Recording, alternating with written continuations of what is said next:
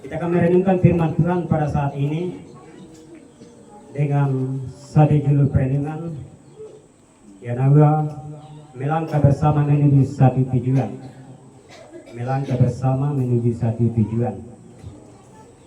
Bapak Ibu kaum keluarga yang berbahagia, pada saat ini kita patut bersyukur kepada Tuhan karena kasih-Nya sehingga pada saat ini kita sebagai keluarga merasa berbahagia karena anak saudara kekasih kita hendak memasuki rumah tangga yang baru.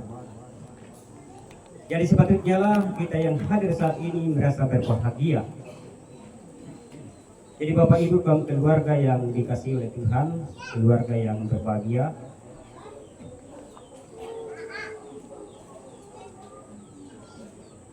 ketika kita berbicara tentang tujuan dari perkawinan, ya mungkin ada saja banyak orang Kristen masa kini yang kurang memahami akan tujuan dari sebuah perkawinan. Jadi bunda pendapat mengetahui tentang tujuan dari perkawinan. Kenapa demikian? Karena ada saja orang yang ingin melangsungkan perkawinan semata-mata karena ingin, karena kita ingin mendapatkan keturunan.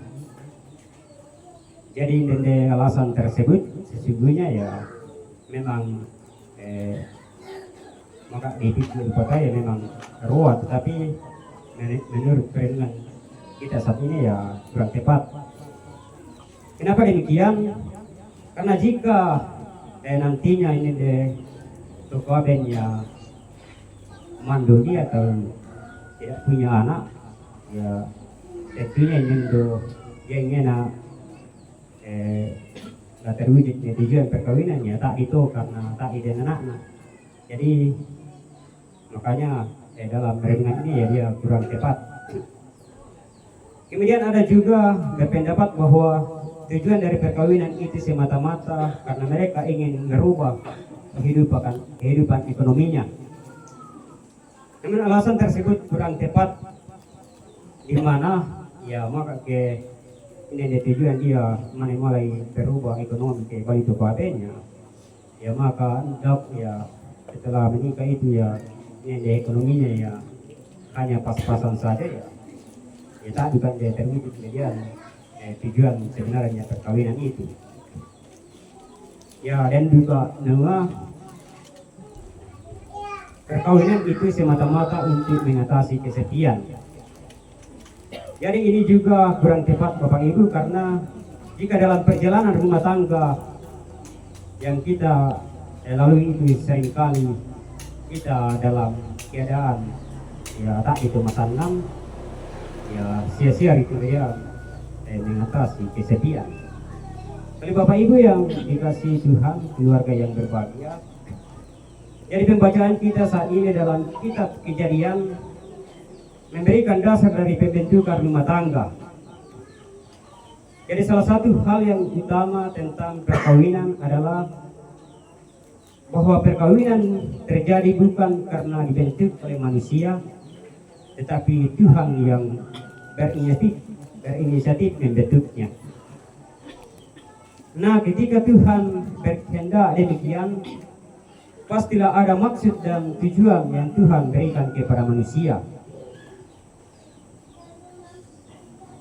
Jadi pada saat ini kita akan melihat dan memahami bersama apa sebenarnya tujuan perkawinan Kristen yang benar yang direncanakan Tuhan dalam kehidupan umatnya. Jadi yang pertama Bapak Ibu, tujuan perkawinan itu ialah supaya kita saling melengkapi. Jadi yang pertama supaya kita saling melengkapi, jelas dalam ayat 18 sampai 23 pembacaan kita. Jadi saling melengkapi di sini artinya setiap orang yang hendak menikah, entah itu calon laki-laki atau calon perempuan, semuanya tidak ada yang lebih sempurna. masing-masing mempunyai kekurangan dan kelebihan serta karakter yang berbeda.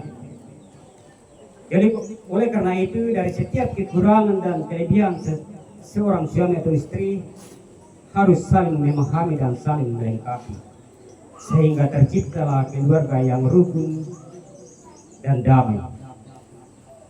Misalnya dalam keluarga ya kita tidak boleh memaksakan kehendak kita sendiri, atau kita tidak boleh mempertahankan ego kita, sehingga keutuhan rumah tangga kita akan lebih sejahtera ketika kita tidak mempertahankan kehendak diri kita sendiri. Tetapi bagaimana kita sebagai keluarga Kristen yang baik, setiap permasalahan dalam keluarga itu kita diskusikan bersama, kita mencari jalan keluar untuk kebangunan rumah tangga kita.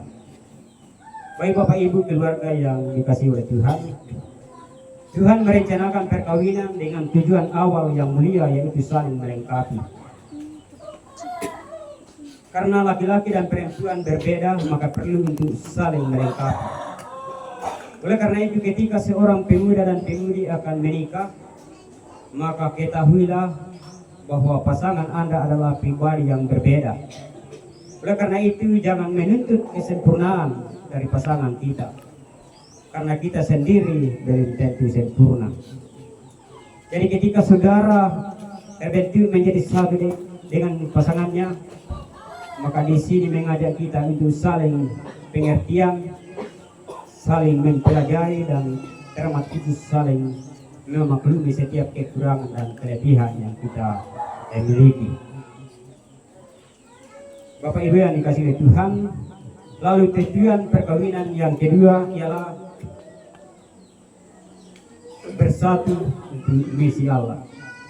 Jadi bersatu untuk misi Allah jelas dalam Kejadian 1 ayat 8 dan pasal 2 ayat 4. Jadi untuk mencapai misi Allah dalam sebuah perkawinan, maka harus bersatu dalam hal ini satu tujuan tahu.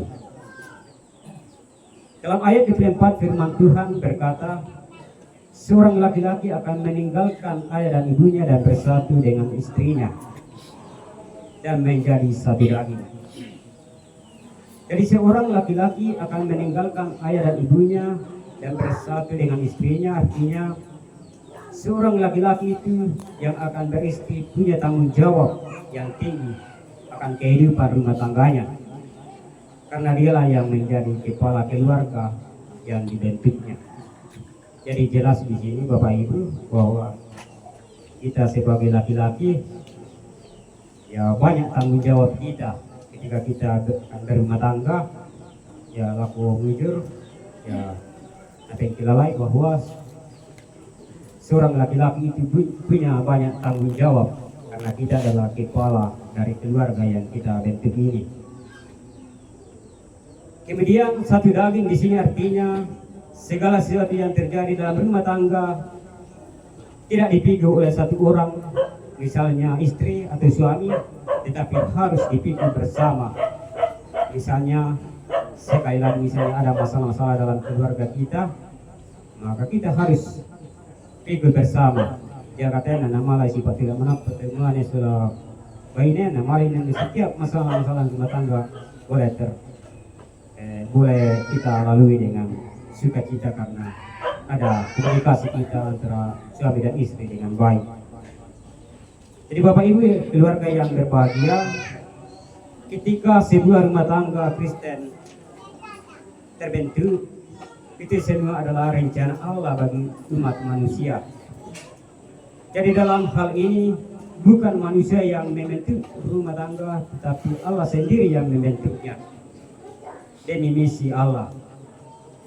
Misi Allah dalam sebuah perkawinan bisa kita baca dalam Kejadian 1 ayat 28 yang berbunyi, beranak cuculah dan bertambah banyaklah, penuhilah bumi dan taklukkanlah itu, berkuasalah atas ciptaan yang lain. Jadi itulah tugas yang Allah berikan kepada Adam dan Hawa, termasuk kita yang hadir pada saat ini. Jadi ini beranak cucu di sini artinya menggambarkan kebaikan diri atau ajaran yang baik yang diturun-temurunkan dari zaman ke zaman. Kemudian bagaimana kita mempraktekkan dalam kehidupan kita. Jadi ini dia beranak cucu ya, selain kianat, tetapi yang dimaksud dalam firman Tuhan ini beranak cucu artinya bagaimana kita meneruskan terus ajaran-ajaran firman Tuhan yang benar kepada anak cucu kita. Karena malah ini di dalam kehidupan rumah tangga kita akan selalu disertai oleh Tuhan dikala kita senantiasa hidup berkenan, hidup sesuai dengan kehendak daripada Tuhan. Jadi Bapak Ibu kaum keluarga yang berbahagia, jadi itulah tujuan perkawinan sebenarnya atau tujuan perkawinan Kristen yang sebenarnya yang dikehendaki oleh Tuhan.